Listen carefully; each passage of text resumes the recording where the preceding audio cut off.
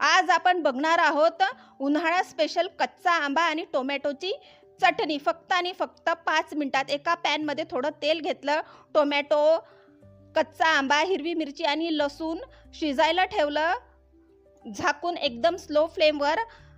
Tomato शिजल्यानंतर त्याचे साल काढले, आंब्याचा गर काढला आणि लसूण सगळं एकत्र मॅश केलं।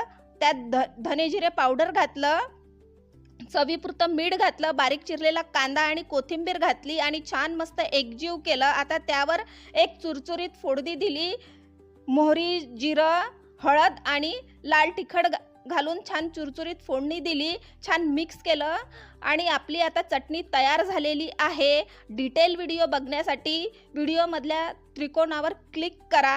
आपली चटणी तयार आहे भाकरी, पोळी, चपाती, खिचडी बरोबर खाण्यासाठी। तुम्ही पण ट्राय करून बघा आणि माझ्या चॅनलला